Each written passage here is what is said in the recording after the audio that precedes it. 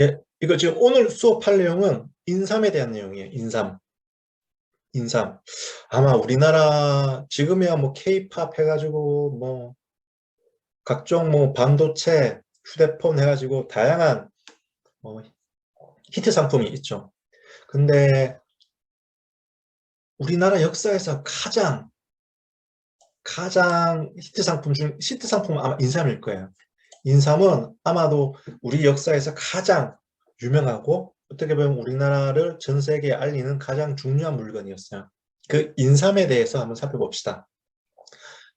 동근데 이건 뭐 인문학 수업이다 보니까 인삼을 어떻게 재배를 하고 인삼의 약효가 어떻고 뭐 중국 인삼보다 어떤 지점에서 뭐 사포닌 성분이 얼마나 많고 이런 내용은 뭐 인문학 수업이고 때문에 그 부분은 안 하고 우리 역사에서 인삼이 어떻게 이야기되고 그러한 인삼을 상품화하기 위한 노력 그리고 새로운 경쟁자가 등장했을 때 새로운 신상품을 만드는 과정 이런 걸 살펴볼 계획입니다.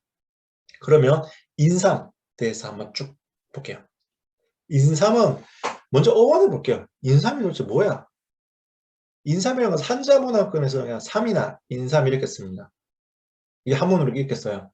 그러니까 삼, 인삼 이렇게 씁니다. 근데 우리나라의 고유어는 심으로 번역합니다. 심. 다음 문제 잠깐 볼까요? 왼쪽에 있는 책이 구급 간이방 언해라는 책이에요. 오른쪽의 책은 동의보감입니다. 구급 간이방 언해는 여기서 구급 간이방이라는 게 중요해요. 이거는 의학서적이에요. 그러니까 중국에서 우리나라로 전해진 의학서적입니다. 치료하는 방법이 적혀있는 의학서적이에요. 근데 한문으로 쓰여 있다 보니까 일반 백성들은 알기 어렵죠. 그래서 그거를 우리나라 말로 풀어준다고 그래가지고 언해라고 붙은 거예요. 그러니까 구급 간이방을 한글로 번역한 책이라고 생각하시면 돼요. 근데 여기 왼쪽에 그림을 사진을 봐도 한문 옆에 우리나라 한글, 옛날 한글이 나와 있죠. 오른쪽에 뭐 동의보감은 다 아실 겁니다. 근데 이 책에서 어떻게 나와 있는가 하면 인삼 아래에 한글로 심자로 써놨어요. 구급 간이방 언해 동의보감 모두 심으로 되어 있습니다. 이 이야기는 우리나라 말이 고유어는 인삼의 고유어는 심이라는 거예요. 그러다 보니까 신만이라는 표현이 생긴 거죠. 또 신만이가 산삼을 발견했을 때 신봤다라는 표현을 쓰는 거죠. 그 심이 인삼이고 왜 심이라고 그러는가 하면 우리나라 고유어이기 때문입니다. 계속 살펴볼게요. 그럼 우리나라 인삼이 얼마나 유명했냐? 우선 우리나라 인삼을 주로 고려 인삼이라고 합니다. 왜 고려 인삼이라고 하는가 하면 고려 시대 때 생산된 인삼이 전 세계에 많이 판매가 됐어요. 대한민국을 고려라고 하는 것처럼 그때 워낙 전 세계로 한반도에 인삼이 판매되는 상황에서 그때 우리나라가 고려라는 나라였거든요. 그렇기 때문에 그냥 고려 인삼이라고 그래요. 그냥 인삼이라고 그러는데 외국에서는 주로 옛날 서적, 특히 서양이나 중국의 옛날 서적은 고려 인삼이라는 표현을 많이 씁니다. 그러면 인삼이 세계적으로 얼마나 명성이 있었나? 옛날에 하나의 사례를 봅시다. 왼쪽에 게 딱 보면 보이죠? 바로 인삼입니다. 인삼. 이게 한반도의 인삼이에요. 그러니까 지금부터 한 1500년 됐나요? 1500년 전에 인삼이에요. 이게 신라에서 일본으로 수출된 인삼으로 추정을 해요. 그게 아직도 남아있는 거예요. 어디에 남아있는가 하면 정창원이라는 곳입니다. 정창원은 일본 나라시에 있는 건물이에요. 더 쉽게 이야기하면 일본 왕실의 창고입니다. 뭐 보물창고쯤 돼요. 그러니까 예전부터 일본의 다른 나라에서 일본에 준 선물 아니 무역품을 보관을 하고 있었어요. 그게 아직도 전해지고 일부가 전해지고 있는데 그게 보니까 이런 인삼이 있는 거야. 이 정창호는 굉장히 유명한 건물이에요. 좀 유명 관광지이기도 하고 그 내부에 엄청나게 많은 유적이 보관되어 있다고 합니다. 그거 지금 공개를 안 하고 있어요. 공개를 안 한 이유 중에 가장 큰 이유 중에 하나가 일본 고대사에서 일본인들이 싫어할 만한 내용이 너무나 많다고 해요. 이게 그러니까 일본인들이 가장 싫어하는 것 중에 하나가 뭔가 하면 일본 사람들은 한반도, 한국 사람들이랑 엮이는 거 별로 안 좋아합니다. 그러니까 좀 우리가 일본인을 무시하는 것처럼 일본도 우리나라 사람들 별로 안 좋아해요. 근데 그런 일본 사람들이 일본의 역사의 시작에 있어서 한반도와 밀접한 영향을 받았다. 특히 백제로부터 많은 영향을 받았다는 게 너무 구체적으로 밝혀지는 게 자기들이 싫은 겁니다. 그러니까 최소한만 인정하는 거죠. 근데 만약에 정차원에서 수많은 유물이 공개가 되어버리면 일본 고대사를 다시 써야 되는 상황이 발생한다는 거죠. 그러니까 일본 사람들이 우리나라 특히 백제에 큰 영향을 받고 있었다는 걸 애써 무시하고 있는데 그걸 더 이상 무시할 수 없는 상황이 될 건 우려한다는 거예요. 그렇기 때문에 이제 정창원에 있는 유물이 지금 공개가 안 되고 있는데 그게 보면 일부가 공개된 게 이런 겁니다. 인사. 왼쪽에 있는 문서는 매신라 물해라는 문서입니다. 이것도 정창원에 있는 문서예요. 한 1500년 전 된 겁니다.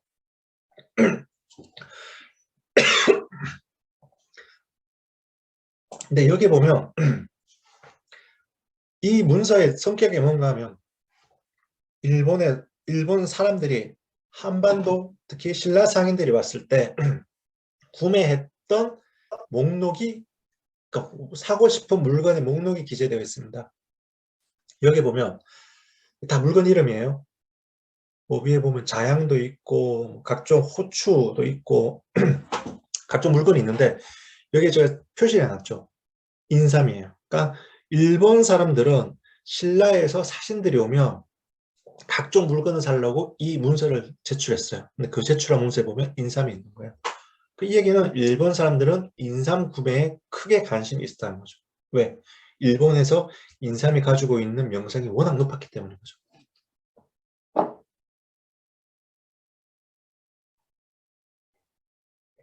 이거 하나 볼까요? 고려 인삼의 세계적 명성에 대해서 한번 중국 한번 봅시다. 오늘도 그렇고 예전도 그렇고 우리나라 인삼이 가장 많이 수출되는 곳은 인삼이에요. 그러다 보니까 요즘에 뭐 중국에서도 인삼을 많이 재배하기도 하는데 예전부터 인삼은 중국에서 사람들이 엄청 좋아했던 약재입니다. 뭐 천금을 주고도 살 수 없다. 이 얘기는 엄청나게 비쌌다는 얘기예요. 그리고 몽고에서는 진시황제와 관련된 믿음도 있습니다. 무슨 얘기인가 하면 진시황제가 불로장생의 약을 구하려고 그러니까 전 세계에 많은 사람들을 파견했다고 합니다. 근데 그 이야기는 뭐 다 아실 거예요. 근데 진시황이 구했던 불로장생의 양이 고려 인삼, 즉 한반도에서 생산이 되는 인삼이다라고 믿는 사람들이 있어요. 이 얘기는 몽고에서도 고려 인삼, 우리나라 인삼이 굉장히 유명했다는 거죠. 뭐 또한 뭐 중국 고비 관리들, 뭐 명나라, 청나라 모두 다 우리나라 인삼이 오면 서로 얻어가려고 아니면 좀 살려고 거의 눈에 혈안이 됐다는 거죠. 이 이야기는 중국에서도 우리나라 인삼이 가지고 있는 명성이 어마무시했다는 겁니다. 뭐 중국과 일본 여기는 다 들어봤을 거예요. 한 번씩 들어봤겠죠. 왜냐하면 우리나라 인삼이 어쨌든 중국이나 일본으로 많이 수출됐기 때문인 거죠. 그러면 조금 더 멀리 살펴봅시다. 지금 베트남이에요. 베트남이 우리나라와 의외로 갈개를 많이 맺었어요. 뭐 최근뿐만 아니라 예전에도 간접적으로라도 뭐 사신도 오고 가기도 하고 아니면 뭐 중개무역을 통해서 뭐 교류를 하기도 했는데 베트남 역사에서도 고려 인삼의 흔적이 많이 보입니다. 왼쪽에 있는 그림은 민망이라는 사람입니다. 베트남의 왕의 이름인데 베트남 국왕 중에서 가장 유명한 인물이라고 해요. 우리나라 뭐 세종대왕쯤 되는 것 같습니다. 근데 이 사람이 142명의 자식을 뒀다는 거예요. 공식적인 게 142명이라는 얘기면 비공식적인 자녀는 이거보다 더 많다는 얘기죠. 뭐 왕조국가는 다 했습니다. 왕 밑에 자식들이 엄청 많았어요. 뭐 공식적, 비공식적 엄청 많이 있었어요. 근데 이 민망 황제는 유난히 많은 거예요. 142명이라는 건. 그러면 왜 이렇게 많았냐? 베트남 사람들이 믿는 게 있습니다. 바로 이거예요. 민망탕. 밝은 명자하고 목숨 명자 쓰는 게 이게 이제 베트남어로 민망이라고 하는데 아까 전에 나왔던 그 황제를 나타낸 겁니다. 이게 좀 술이에요. 이게 베트남 유명한 술인데 민망 황제가 많은 자식을 둘 수 있었던 이유 중에 하나가 스태미너가 강했는데 그 스태미너를 강하게 한 가장 큰 이유가 하나가 바로 이 민망탕을 먹어서다. 근데 민망탕에 들어가는 중요한 재료가 인삼인데 특히 고려에서 생산되는, 즉 한반도에 생산되는 인삼이 들어와야지 그 제대로 된 약효를 발휘할 수 있다고 믿는 거예요. 이 얘기는 베트남 역사에서도 꾸준히 고려 인삼, 즉 한반도의 인삼의 흔적이 보인다는 겁니다. 그러면 조금 다시 한번 생각해 볼게요. 그럼 베트남은 어떻게 인삼을 샀을까? 지금이야 비행기로 살 수 있겠죠. 근데 예전에는 무역을 그런 방식으로 할 수는 없습니다. 어떻게 하는가 하면 제일 중요한 방식이 중국이에요. 중국에서 조선의 상인들을 만나는 거죠. 그 상인들한테 인삼을 사는 겁니다. 두 번째는 조선의 왕이 중국 황제한테 바쳤던 인삼을 중국 황제가 베트남 사신들한테 화사하는 거예요. 나머지 하나는 사무역입니다. 뭐 우리나라 상인들이 베트남까지 가거나 베트남 상인들이 우리나라 오는 경우는 거의 없어요.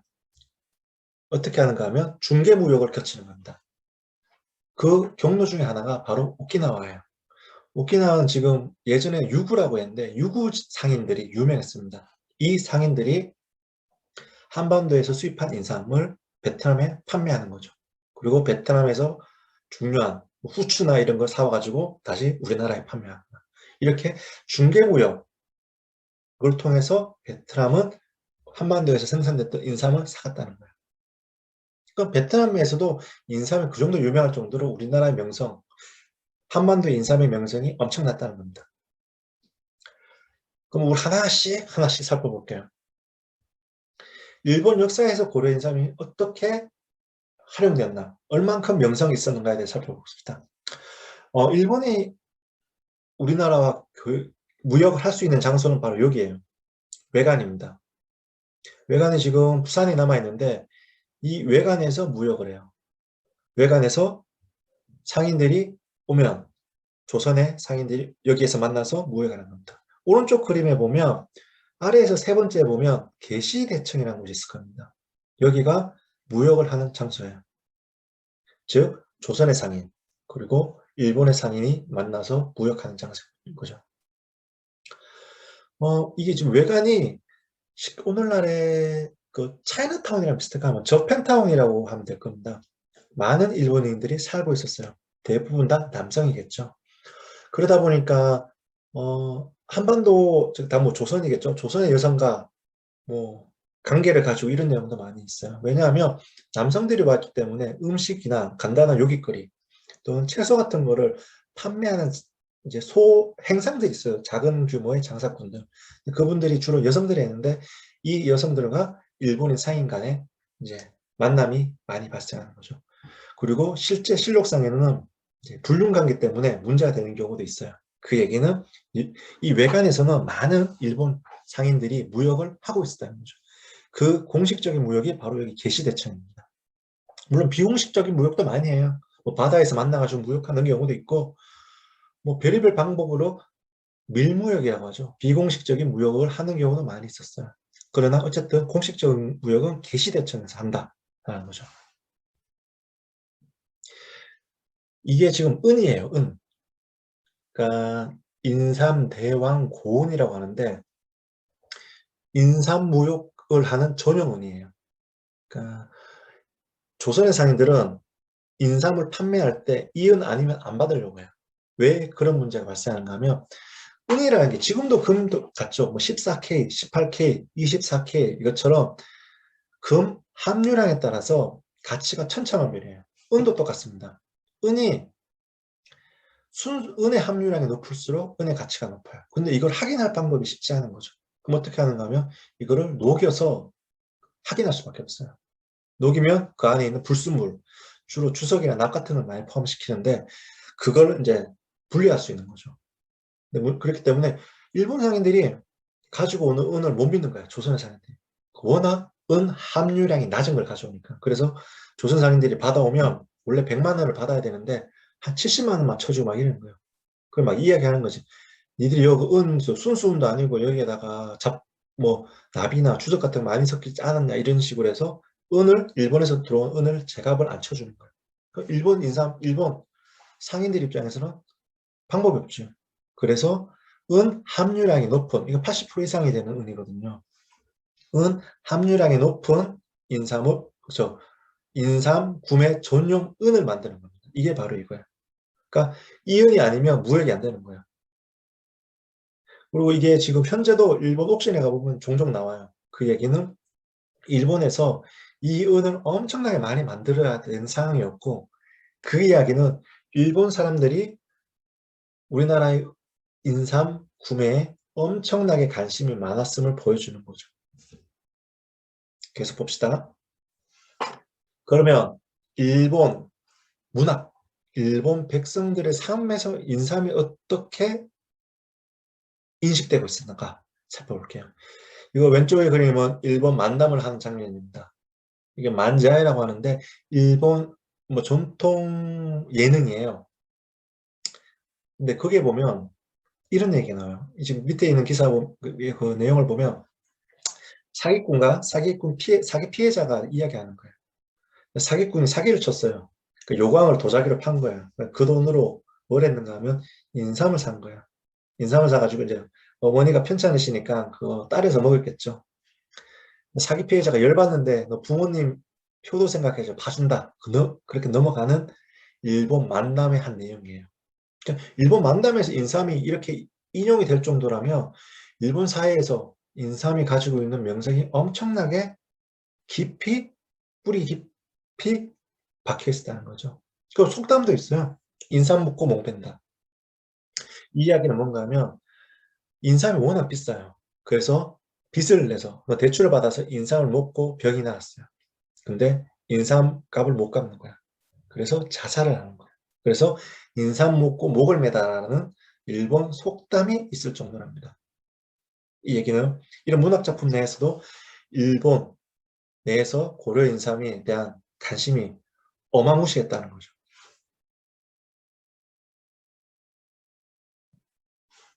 우리 한번 서양에서 한번 살펴봅시다. 이 왼쪽이 서양 사람이 그린 인삼의 그림이에요. 오른쪽은 서양 사람들이 조선 사람들을 이런 식으로 묘사를 했어요. 이게 사실 조선 사람이 아니라 아메리카 원주민에 가까운데 또 다른 이야기가 있어요. 이게 이제 조선의 원주민이 아니고 아메리카 사람들 그린 거다라는 설도 있는데 어쨌든 한 주장은 조선인으로 묘사했다는 거예요. 근데 여기 보면 이제 오른쪽에 있는 사람, 아기를 안고 있는 여성, 그 남성이 있죠. 그래서 서커스 다니는 사람 같은데 여기서 중요한 게 왼쪽에 있는 여성 손에 들고 있는 거예요. 이게 바로 인삼이에요. 그러니까 서양 사람들이 보기에는 조선 사람들, 특히 한반도에 사는 사람들은 인삼을 딱 떠오른다는 거예요.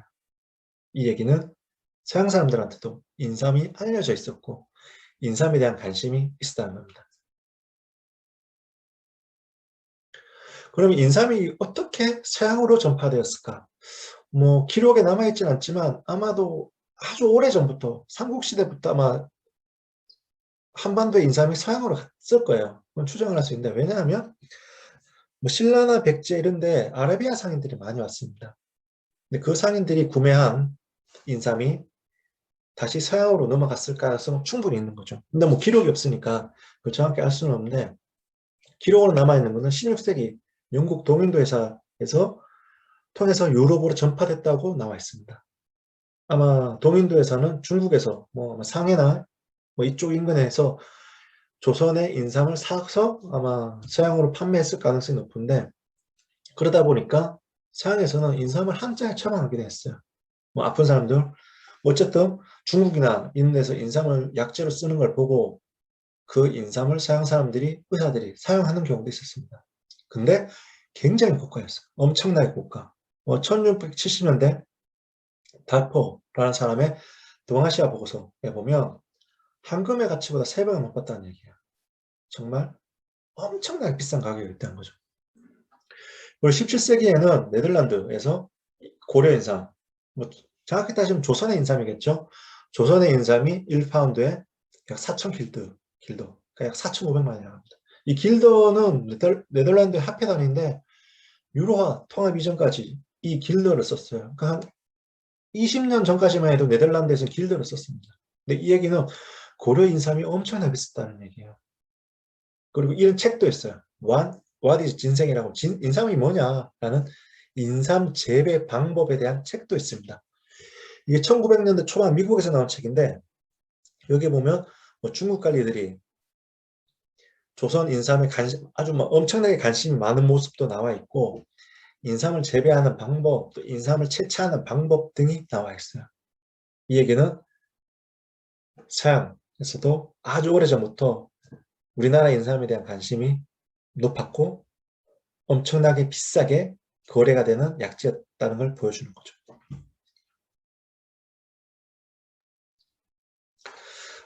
그러면 인삼이 이렇게 고가에 거래가 되다 보니까 이게 외교 분쟁까지 발생을 해요. 인삼이라는 게 지금은 재배하는 인삼을 인삼이라고 하는데 원래 인삼은 채취한 겁니다. 그러니까 자연삼이에요. 자연삼. 그런데 인삼이 채취하다 보면 당연히 고갈될 수밖에 없죠.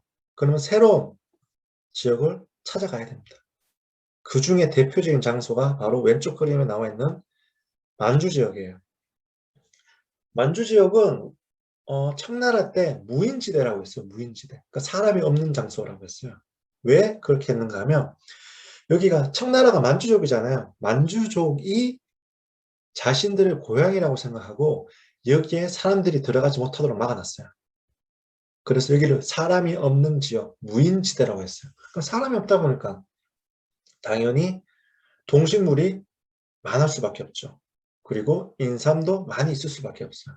그러다 보니까 중국의 인삼 채취하는 사람들, 그러니까 중국 인삼 신만이들, 우리나라 신만이들이 여기 몰래 들어가서 채취를 하는 거예요.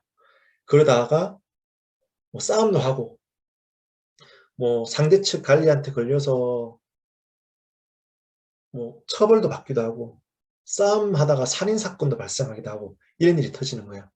그러다 보니까 국가 간, 뭐 청나라와 조선 간의 외교 분쟁이 되는 겁니다. 그러니까 쉽게 말하면 인삼 때문에 국가 간 우리나라와 청나라가 서로 갈등이 발생한 거예요.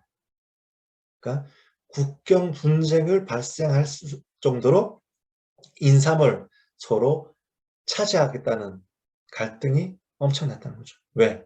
돈이 되니까.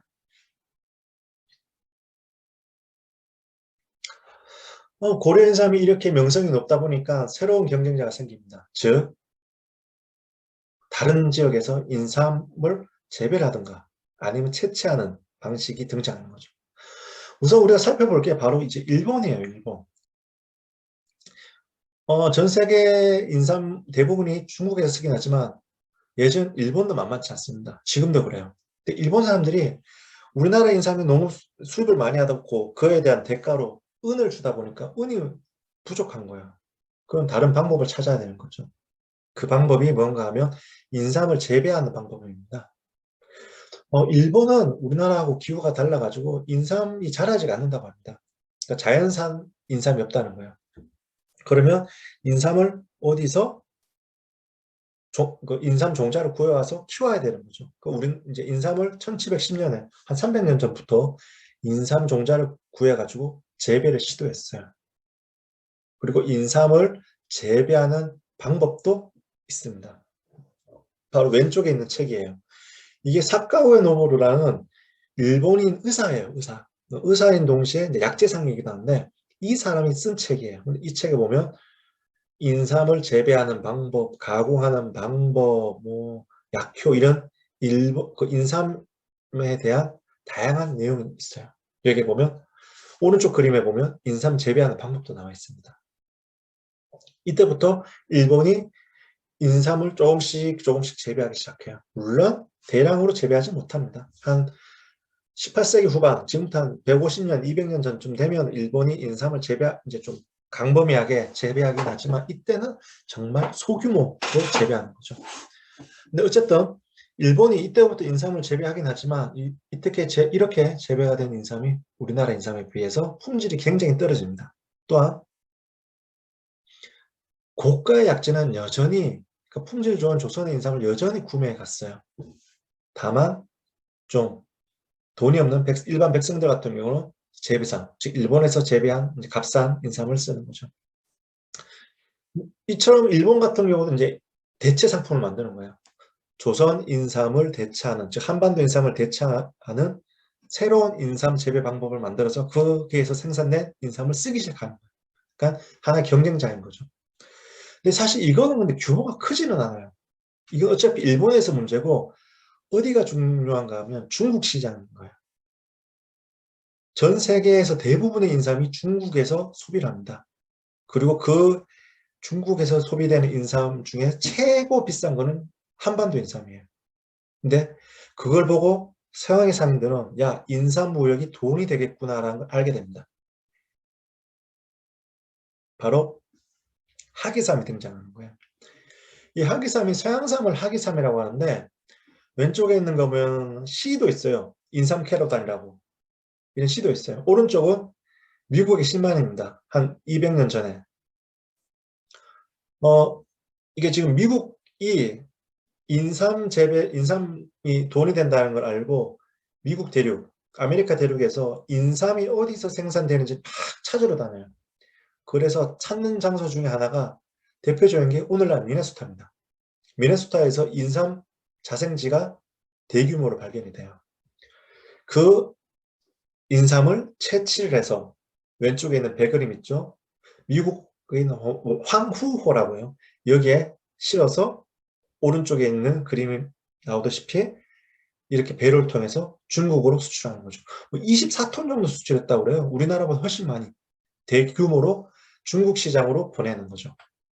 물론 그 이전에도 그 미국 대륙에서 인삼을 조금씩 사용했어요. 뭐 미국 원주민들이 약재로 사용하는 거긴 했지만 이렇게 대규모로 채취를 해가지고 무역을 하는 것은 지금부터 한 150년 전부터예요.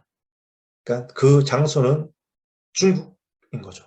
근데 문제는 품질이 굉장히 떨어져요. 그러니까 미국의 인삼은 크기는 굉장히 크다고 합니다. 그러니까 우리나라 지금 총각무 있죠? 그 무 같아요. 굉장히 큽니다. 대신 품질이 굉장히 안 좋대요. 그러니까 뭐 가성비라고 하죠. 그러니까 박리담회로 그냥 싼 값에 막 넘기는 거예요. 그러니까 어쨌든 이러다 보니까 워낙 대량으로 판매가 되다 보니까 고려 인삼이 하나의 위협을 느낄 수밖에 없는 거죠. 그래서 새로운 방법을 모색을 하는 겁니다. 그 모색하는 방법이 바로 이거예요. 재배 방식과 홍삼 제조 기술을 늘리는 거예요. 왼쪽에 있는 그림은 주세봉입니다. 오른쪽에 있는 것은 그 금산의 강처사 설화예요. 주세봉은 지금 안동에 있는 소수소원을 만든 사람이에요. 근데 이 사람이 풍기군수 당시에 인삼을 재배했다고 나옵니다. 그러니까 아마 그 이전에도 인삼을 재배하는 기술이 있었을 거예요. 근데 이 사람이 그거를 본격적으로 개발했다는 거죠. 오른쪽은 금산에 있는 강처사 설화인데 어머니가 편찮으시니까 산신령이 나타나가지고 인삼을 주고 그걸 통해서 인삼을 재배했다라는 금산 지역에서 전해지는 설화입니다. 이 두 가지를만 봐도 우리나라에서 인삼 재배하는 역사는 오래됐어요. 문제는 이렇게 소규모로 하는 거와 이거를 하나의 산업화시키는 것은 차이가 있는 거예요. 이걸 바로 인삼 재배하는 방법입니다. 왼쪽에 있는 그림은 김중근이라는 풍속화가가 그린 그림이에요. 한 200년 됐습니다. 이 그림에서 보면 이제 인삼을 재배하는 모습이 나와 있는 거죠. 근데 인삼을 재배하려면 많은 돈이 듭니다. 한 4년 정도 최소한 길러야 되니까. 그 자본을 댄 사람들이 바로 개성상인들이에요. 이 사람들이 투자를 한 거죠. 그리고 농민들이 재배를 한 거죠. 그러니까 이렇게 인삼을 재배하기 시작하면서부터 이제 재배하는 인삼을 가삼이라고 했어요. 근데 어원이 바뀌기 시작합니다. 워낙 가삼이 많아지다 보니까 그냥 가삼을 오늘날에는 인삼이라고 해요. 그러니까 오늘날 인터넷에서 파는 인삼은 대부분 다 가삼, 재배삼인 거죠. 반면에 그 이전에 인삼이라고 그랬던 산에서 채취한 인삼은 그냥 산삼이라고 하는 거죠. 그러니까 가삼이 인삼이 된 거예요. 어원이 바뀌게 된 거죠. 이렇게 지금 인삼을 이제 재배하기 시작하는 거죠. 근데 문제는 미국 같은 경우는 다 채취예요. 워낙 많이 채취해가지고 인삼이 더 이상 고갈되는 상황까지 발생하는데 이렇게 재배 기술을 발전을 시키고 이걸 대규모로 하게 되면 인삼이 고갈되는 걸 막을 수 있습니다. 훨씬 더 무역에서 유리한 위치에 설 수 있는 거죠. 그리고 바로 이 기술을 개발하는 겁니다. 홍삼 제조라는 거죠. 인삼은 가공 형태에 따라서 수삼, 이거는 이제 가공을 안 한 거예요. 그리고 말리면 건삼 또는 백삼이라고 합니다. 근데 수삼은 무역을 할 수가 없죠. 금방 상하니까. 말려서 주로 무역을 하는데 말려도 오래 말리면 부서지거나 아니면 시간이 지나면 부패가 합니다. 곰팡이가 생겨나는 거죠. 특히 국제 무역을 하려면 오랜 시간이 걸리는데 건삼 형태도 별로 효과가 없는 거예요. 그리고 말리는 거는 별다른 기술이 없어요. 그렇기 때문에 새로운 상품을 만들어야 되는데 그 상품으로 만드는 게 바로 홍삼이에요. 쪄서 말리는 거죠. 쪄서 말리면 좀 단맛도 강해지고 또 약효도 늘어난다고 합니다. 이 기술을 그냥 단순히 그냥 쪄서 말리면 되는 거 아니고 굉장히 몇 시간 쪄고 얼마나 말리고 며칠을 말려야 되는 이런 세밀한 방법, 즉 홍삼 제조 기술을 아주 발전을 시키는 거죠. 그리고 이걸 하려면 또 돈이 엄청나게 듭니다. 왼쪽에 있는 것은 1920년대 준포소의 그림이에요. 그러니까 홍삼을 찌는 장소입니다. 근데 이걸 만드는 경비도 막대하게 드는 거죠. 그리고 이 돈을 댄 사람들도 바로 개성상인이에요. 그러니까 개성상인들이 새로운 상품을 자꾸 만들어낸 거예요. 새로운 기술을 개발하고 또 새로운 상품을 만들고 그래서 그 상품이 아직까지 전 세계적으로 엄청나게 명성을 유지하고 있는 거죠. 시간이 좀 지났는데 짧은 영상 하나 보시고 수업 계속할게요.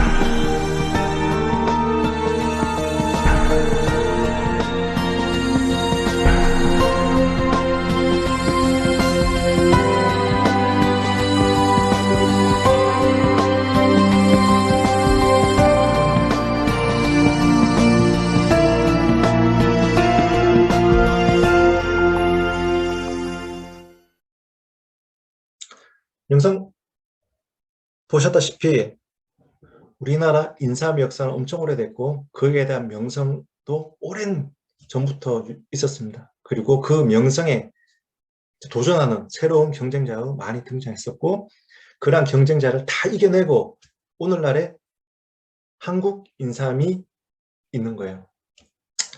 최근에도 여전히 인삼에 대한 관심이 많이 있습니다. 이 왼쪽에 있는 사람은 사우디아라비아의 인삼 상인이라고 하는데 실제 사우디아라비아에서도 인삼, 쉽게 말해 중동에서도 인삼이 많이 무역 거래가 된다고 합니다. 특히 좀 산유국이고 돈이 많다 보니까 우리나라 인삼 중에서 굉장히 비싼 고가의 산만 따로 수입을 해간다고 하는데 이 정도로 우리나라 인삼이 중국, 일본, 더 멀리 유럽이나 미국, 중동까지 수출이 되고 있고 그 지역에서 아주 고가의 거래가 되는 굉장히 유명한 물건입니다.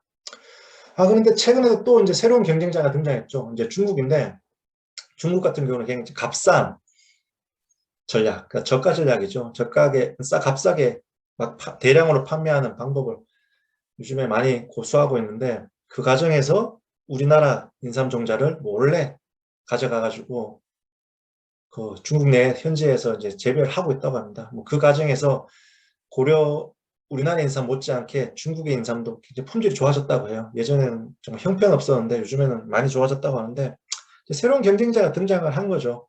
이제 그 새로운 경쟁자에 대해서 이제 다시 새로운 상품과 새로운 기술을 통해서 그 경쟁자를 이제 이겨내는 그런 노력이 많이 있어야 될 거라고 생각합니다. 인삼에 대해서는 오늘 수업은 아마 여기까지 하면 될 것 같습니다. 인삼에 대한 역사가 오래전부터 꾸준히 있었고 다양한 재배 방법 그리고 다양한 무역 상품으로서의 존재 등이 있었음을 지금까지 살펴봤습니다. 오늘 수업은 이런 식으로 마치고